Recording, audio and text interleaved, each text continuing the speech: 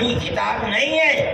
میں نے بڑے بڑے دھرم گروؤں سے پوچھا کہ آدم جو سب سے پہلا آدمی ہے آسمان سے اتارا، اللہ نے اتارا، وہ آدمی کس کی پوجا کرتا تھا؟ کوئی نہیں تھا۔ دنیا کے اندر تنہا ایک آدم تھا، اس آدم کو کہتے کیا ہو؟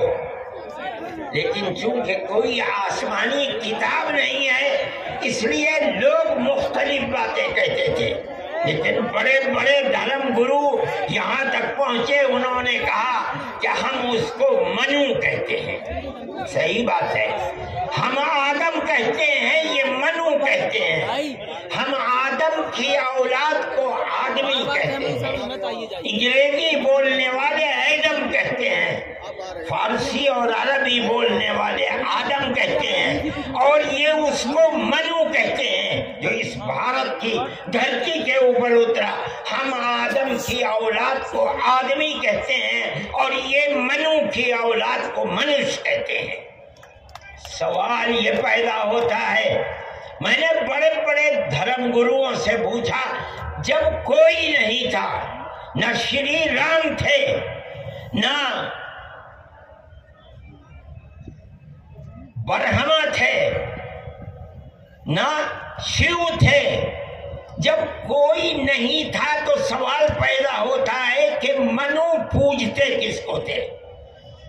کوئی کہتا ہے کہ شیو کو پوجتے تھے، لیکن ان کے پاس علم نہیں ہے۔ بہت کم لوگ یہ بتاتے ہیں کہ منو کچھ نہیں تھا دنیا میں، وہ اوم کو پوجتے تھے۔ میں نے کہا اوم کون ہے؟ بہت سے لوگوں نے کہا کہ وہ ایک ہوا ہے جن کا کوئی روپ نہیں ہے، کوئی رنگ نہیں ہے، وہ دنیا میں ہر جگہ ہے، ہوا ہر جگہ ہے۔ انہوں نے آسمان بنایا، انہوں نے زمین۔ میں نے کہا کہ ارے بابا، انہی کو تو ہم اللہ کہتے ہیں، انہی کو تو تم ایشور کہتے ہو، اسی کو تو ہم اللہ کہتے ہیں۔ فارسی بولنے والے خدا کہتے ہیں، انگریزی بولنے والے گاڈ کہتے ہیں۔ اس کا مطلب یہ ہے کہ منو ایک اللہ، منو یعنی آدم، ایک اوم یعنی ایک اللہ کو پوجتے تھے۔ یہ ہمارے ملک کی تاریخ ہے، یہ دنیا کے دھرموں کی تاریخ ہے۔ کوئی ثابت نہیں کر سکتا کہ اوم یعنی آدم اللہ کو چھوڑ کر جس اللہ نے اپنے ہمارے عقیدے کے مطابق ان کو تو ان کے پترے کو پہلے دھرتی کو پیدا کیا، دھرتی میں مٹی پیدا کی، اور جتنے رنگ اور جتنی طرح کی مٹی تھی سب مٹی میں سے تھوڑا تھوڑا لے کر اللہ نے یعنی اوم نے اپنے ہاتھ سے آدم یعنی منو کے پتلے کو بنایا۔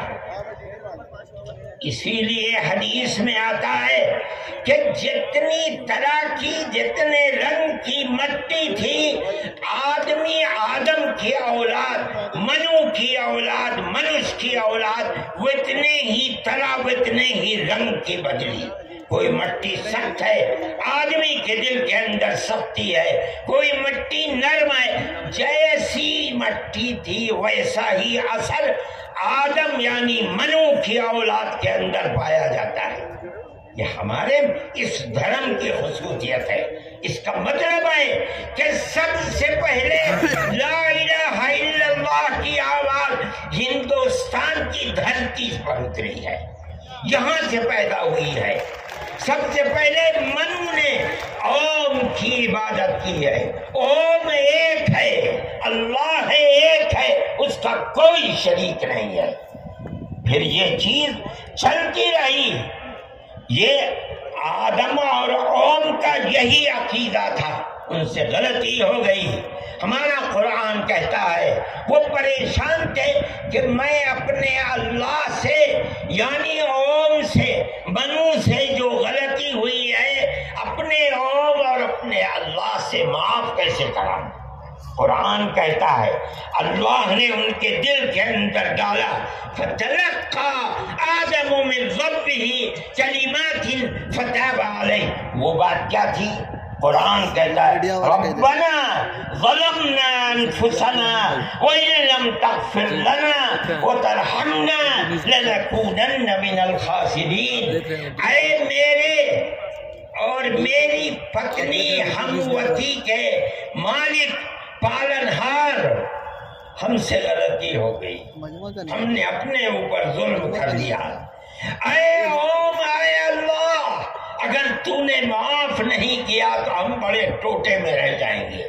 اس کا مطلب ہے کہ وہ ایک قوم ایک اللہ کی عبادت کرتے تھے. یہ اس دھرتی کی تاریخ ہے. نہ اس وقت شیو تھے، نہ رام تھے، نہ برہما تھے، کوئی نہیں تھا. تنہا آدم اور منو تھے.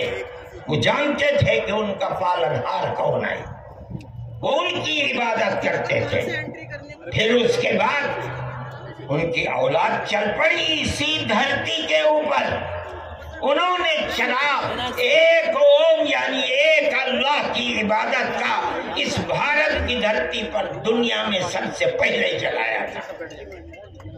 کچھ دنوں کے بعد وہ چلے گئے دنیا سے، اپنی اولاد کو یہ سبق دے کر گئے. ان کی اولاد جانتی تھی کہ پالنہار کون ہے. قرآن کے اندر دو بھائیوں کا ذکر آتا ہے، آدم کی اولاد. ایک دوسرے میں لڑائی ہو گئی.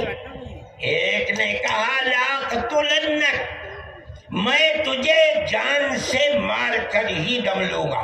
یہ دنیا کے اندر ہمارے آقا حضرت محمد صلی اللہ علیہ وسلم فرماتے یہ دنیا میں سب سے پہلا قتل ہے.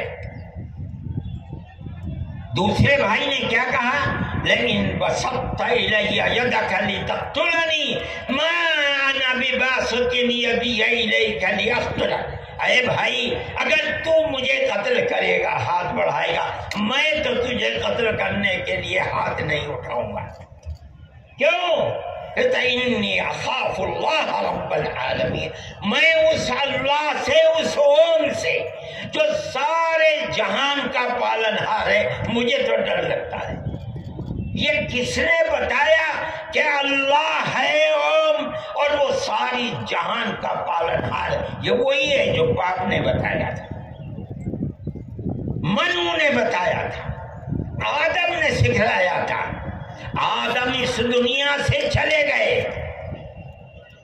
10 20 25 50 100 پیڑھیوں کے بعد اولاد بھول گئی سبق. دائیں بائیں ہونے اللہ نے دوسرا نبی بھیج دیا. کس کو؟ حضرت شیس کو بھیجا.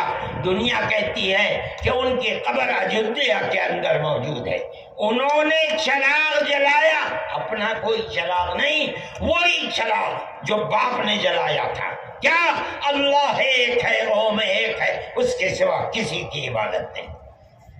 وہ بھی چلے گئے دنیا سے. 10 20 25 50 پیڑھیوں کے بعد وہ بھی دائیں بائیں ہو. اللہ نے تیسرا نبی بھیج دیا حضرت ادریس کو. انہوں نے کیا بتایا؟ اپنا کوئی چراغ نہیں، دین کا وہی چراغ ہے جو آدم نے اس دھرتی کے اوپر جلایا تھا. کیا؟ اللہ ایک ہے، کوئی اس کا شریک نہیں. کچھ دنوں کے بعد وہ بھی ختم ہو گئے. پھر چلتے چلتے پھر اولاد دائیں بائیں ہونے لگی. اللہ نے چوتھا نبی بھیج دیا. وہ کون؟ حضرت نوح. اس کو یہاں کے ہمارے برادران وطن کہتے ہیں، جو پڑھے لکھے لوگ ہیں وہ کہتے ہیں دوتو نبی، دوتی منو، دوسرے منو. کیا مطلب؟ انہوں نے 950 سال وہی چراغ جلایا جو پردادا نے جلایا تھا، منو نے اس دھرتی کے اندر جلایا تھا، مگر لوگوں نے مانا نہیں.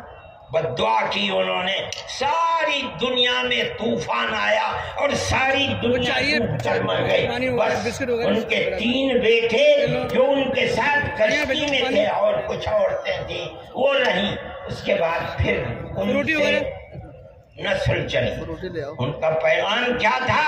قرآن کہتا ہے وَلَقَدْ أَرْسَلْنَا نُوحًا إِلَىٰ قَوْمِهِ فَقَالَ يَا قَوْمِ اعْبُدُوا اللَّهَ مَا لَكُم مِّنْ إِلَٰهٍ غَيْرُهُ، اے میری قوم ایک اللہ یعنی ایک قوم کی عبادت کرو، اس کے سوا کوئی قوم نہیں ہے۔ یہ چراغ کیسا ہے؟ نوح کا اپنا جلایا ہوا نہیں، بھارت کی دھرتی پر جو چراغ جلاتا تھا اسی چراغ کو ہر نبی جلا رہا ہے، یہ ہندوستان کی خصوصیت ہے۔ پھر اس کے بعد نبیوں کا سلسلہ شروع ہو گیا، جس طرح نوح کو بھیجا، قرآن کہتا ہے وَإِلَىٰ عَادٍ أَخَاهُمْ هُودًا، ہم نے قوم عاد کی ہدایت کے لیے نبی بھیجے ہود کو، انہوں نے کیا پیغام دیا؟ یا قوم